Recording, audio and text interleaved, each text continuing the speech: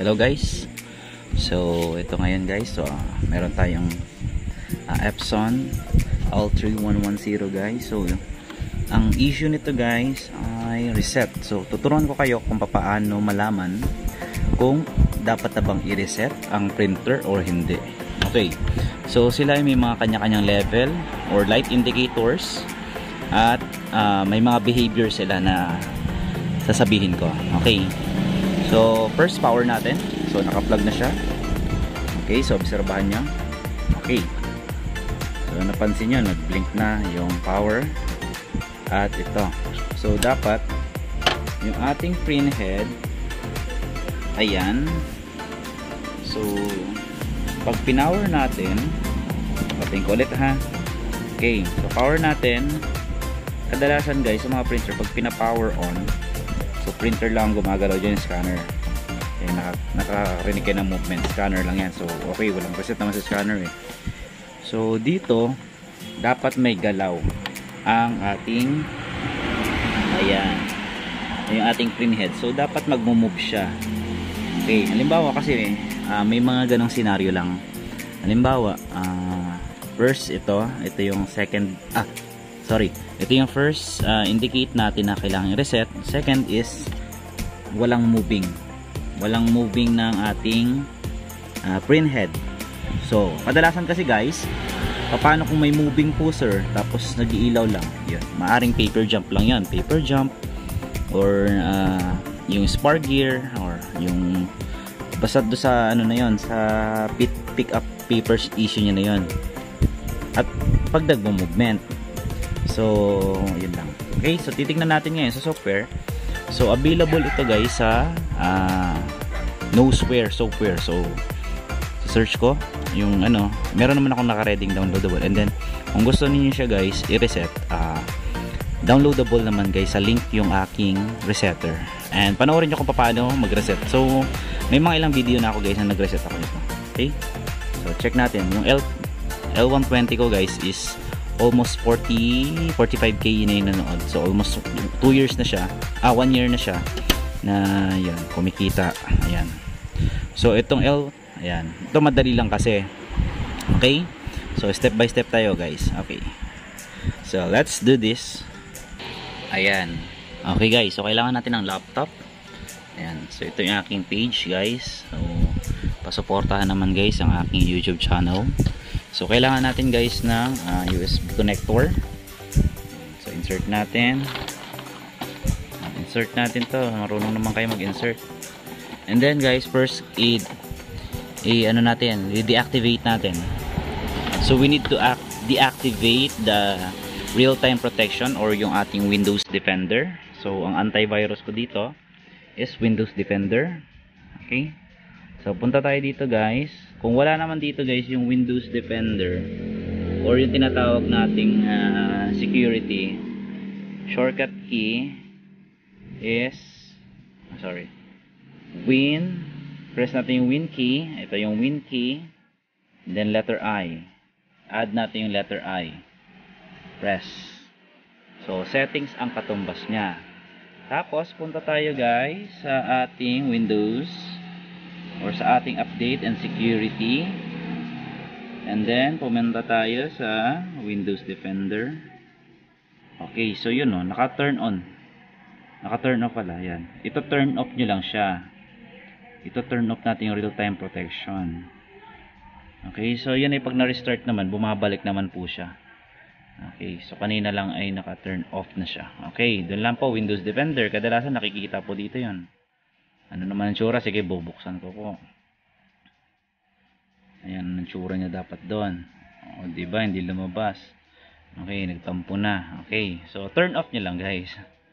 Ayan, turn off nyo lang para doon sa ating mga, ayan, ito turn off lang. Okay, so let's proceed. Hanapin naman natin yung resetter, WinE. So pasensya na, ang kalat, ang daming files. Nandito po sa backup ko. Ayan, hanapin, nagkakalkal pa tayo. Ito, Epson product resetter. Ito po mga resetter ko available. Nag-download naman ako nyan guys. pwede nyong i-download ang mga resetter na kinuha ko. Compress na siya para mas mabilis. Hindi ko lang maibigay dito guys ito. Kasi ito ay binayaran ko. So, syempre, ay kailangan ko rin mabawi ang puhunan. Okay, so binibili din namin. Reset naman, L3110. May video naman ako nito. So, kailangan natin, ganyan po. Gusto nyo, extract na natin. Extract natin. Extract here. Kasi kailangan. Yes to all. So, kailangan extract. Kasi gagawa natin siya ng pangalan. Okay, kung ano yung pangalan ng may-ari, o di yun, ilagay nyo. So, lalabas yung folder. Ito na. Ayan. Buksan muna natin tong Epson. Buksan muna natin yung Epson na yan. Resetter. Ayan, meron na siyang nakalagay pero hindi yan tatalab kasi magkaibang ID. Pero kung gumana, sirapin natin. So, gumana. Teka lang. Hindi yan. Saksak na pala muna natin. Kalimutan tayo. So, kailangan niya ma-detect yung machine ID. So, lahat yan guys may unique machine ID. May unique machine ID yan. Hindi yan basta-basta. Pero try natin kung ma-detect niya. So, yan. Ano pala ang siya? Detecting pa lang yung akin. Click natin. So, tumalab. Okay. Tingnan natin. Pero hindi yan guys sa shortcut lang ito. Titingnan natin. Kasi tumalab siya eh. Okay. May isa-isayin ko. Check natin. Check muna natin kung talagang pagre-resetin talaga. 6,352 na. 100% yung main pad counter. Consumable na. So, paano naman sir kung ano? Okay. Kunyari ganito kasi meron na kasi nakalagay eh. Wala dapat yan eh. Okay. Ganito po. Okay, so dito na lang tayo para mas maganda. Yan, dito sa noseware. Pwede rin naman po dito. Okay, noseware ko lang po yan. Legit po yan. Pasok tayo sa Epson Resetter. Hanapin natin yung executor nito. Dapat kaunti lang ito kasi dumami na siya. Dami ng laman eh. So tumalab talaga. Dapat lalabas yung product ID nito. Iisa lang siguro sila ng product ID. Pasok na po tayo dun. Kasi ang gagawin nandun, pag click nun, lalabas dapat yung product ID. Mapapanood yung ibang resetter niyan. Ayan. Wala natin yung fresh na resetter. Meron pa ba yung fresh na resetter na hindi nalalagyan? Wait. Okay, so test na natin again. Tinanggal ko na yung exist. Okay, adjust prog. Click natin ha. Dapat naka-turn off yung real-time protection. So ito po, ayan o. Ito yung lalabas. Yung hardware ID ang mahalaga dyan. Ayan. So, sabi niya, sorry, this software cannot be run without license key. Hardware ID. Hardware ID is already copied your clipboard. Open notepad and paste. Okay, so hindi na natin kailangan mag-open. So, ito, at least nakapin na siya sa clipboard. Diretso na tayo doon sa kanyang keychain. Yan, nasa resetter po yan. Nasa resetter. Ayan. Ayan, sa resetter po yan. Ganun po ang laman yan. Ilang piraso ang laman yan. Mga 8 items lang po dapat. Kailangan natin makuha yung keychain. Yung keychain naman, i-generate niya naman po yung atin, no? Ito dapat yung makapin natin. Ito, yan. Yung 5 na yan. So, binura ko yan doon sa exist. So, gagawa tayong bago. Tuturo ko pa ng kung anong bago. Ayan. So, open nyo yung WGen Epson. Tapos license manager, click yung license manager, add license po tayo, customer name, halimbawa kung gusto nyo yung pangalan ng may-ari, para sa kanya po yung hardware ID na yan, halimbawa Christian, pangalan ko yan, kunyari akin yung ito, akin tong printer na to, sisave mo na sa kanya. So yung license restriction guys is, so wala na siya. Ayan. Kung checkan mo yan, lagyan mo. Ito kadalasan kasi kung gusto nyo maglagay ng limit eh. Pero kung gusto nyo full package siya, yun. Hindi, huwag nyo lagyan ng restriction. Sige, okay na natin. I-copy pa pala natin. Sorry, nagmamadali tayo. Right click and then paste lang po. Okay, control V. So ito na yung hardware ID. Yun yung hardware ID na tinatawag natin. Ayan. So save na natin siya. Customer name lang at saka yung hardware ID lang gagamitin. Okay, and then ito yung Christian natin, nandito na siya sa list ng customer. So i-create ko na siya. Ayan, sabi niya, i-click nyo lang create license key, and then ito lalabas, key successfully generated folder. Okay, okay, sige na, generated na daw. So madadagdag na dito yan sa folder. Kanina walang folder dyan, SSS lang meron dyan. Okay, so close na natin to. Punta tayo kay Christian, and then let's copy this 5 items on the DIN smart key, license, register key, and smart key. Control A, Control C, copy. Balik tayo dun sa backspace, and then balik tayo sa folder ng Epson L3110, and then ipipaste natin dito yan, yung A5 na yun, yung 5, yan. So kakopy na siya. Okay, so ilang item na siya kanina? 13 item na po ito. Yan, 5 key na yan. Then click na natin yung adjust program. So tignan natin. Okay, so sabi niya this application has been registered to Christian.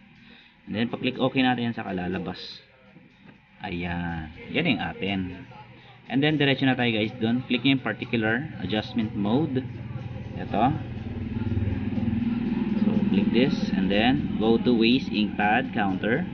So this is waste ink pad counter. So click and click yung OK. And then let's check. Okay, let's click this button, check name, check the current counter value. So click natin para ma-identify natin kung ayan. So look. Okay. So na-reach na natin yung maximum print out ng papers. So after nyan, check nyo yung box, and then click the second button, initialize the select counter. So just click, and then sabi niya when the OK button click, counter will be initialized. Okay, click natin. Okay, initialize. So sabi niya please turn off the printer, turn off. Then balik tayo doon. Okay natin, nasasabing sumunod tayo. The waste ink pad counter has been initialized properly. Turn on the printer and click check button to check the water ink. Okay, click natin. Turn on na natin. Tignan nyo ha, dapat may movement. You know, mandar na. Okay, so nawala na siya. Okay na. Okay, so ganun lang. Okay, so ayan na siya. Check natin. So check natin ulit. Okay, so wala na. Okay na siya. So ganun lang kasimple guys ang pagre-reset. Actually mahal ang pagre-reset, pero yun, napakadali lang. So makakasave na kayo ng budget kapag kayo ay may alam, or alam nyo. So guys, i-send ko na lang yung link guys kung saan nyo pwede ma-download, and select ko na lang guys yung site kung saan nyo ma-download yung iba't ibang uri ng resetter, especially yung resetter ng L3110, itong model na ito. Okay, so test na lang tayo kung gumagana. Okay, so magte-test tayo ng papel. Ayan. So test natin sa nozzle, and then check yung ink. So the ink is very critical. So ganito ay critical to guys ha. Reminders, kailangan natin itaas yan para yung sa kanyang volume manatili yung pressure pababa at patulak. Okay, so na-explain ko naman doon sa another video. So balikan tayo dito guys, close ko na to. Okay, so pasensya na. Ayan. Control P. So Control P tayo, hanapin natin yung drivers natin. Hanapin natin available. Pangalan nun ay Epson L3110 na naka-ready. Yung look. It's here. Naka-ready siya. Yung naka-check na yan, naka-default yan. So naka-selected. So dito hindi naka-check. Kasi iba't ibang printer kasi ang in-insert dito. Okay. So ready siya. Yung ready lang babasahin nyo ha. And then printer properties. maintenance, and then nozzle check. Click natin nozzle check. Titignan natin kung clear yung color, kung yung apat na kulay is present. Pag hindi, so meron tayong gagawin kundi cleaning. Okay. So yun lang guys, ganun kasimple lang. So hintayin na natin, sine-check niya pa. So ganun lang guys, kasimple ang pagre-reset, as long na available lang resetter. Kung wala, ang hirap. Okay, print na natin. Napakahirap kasi maghanap. So ito naman kasi available naman na sila. So madali na. Makakasave na kayo almost 500 pesos sa pagpapareset. Iwas abala, iwas pamasahe. Ayan. I hope na good para hindi na po tayo magtatrabaho. Oh, so nakita ko maganda. Nakita ko result. So medyo good. Okay. So medyo may something lang tayo doon sa color magenta at color, ayan. So okay naman so far, good naman yung color niya, yung black, yellow. So cleaning na lang po natin. So baka madaan naman po siya sa head cleaning. Okay, so yung head cleaning. Okay, so maraming salamat guys. So easy na to, madali lang, wag lang sana bara. So hindi naman bara yung ganyan, konti lang yan, yung may problema lang nozzle. So baka mamaya. So gagawin, this is the manual of head cleaning, long press, and then marami ng technique ha. Nakita nyo na sa isang resetting ko lang, tinuro ko na yung mga technique. Pwede kayo mag head cleaning using press this button 10 seconds, and then magla light flashing na siya, and then process na yung head cleaning. Okay, then tatry ko ulit, pag ganun pa rin, cleaning pa rin siya. So maraming salamat guys. So sana nag-enjoy kayo. Okay, and God bless. Don't forget to subscribe to my channel. See ya on next my video.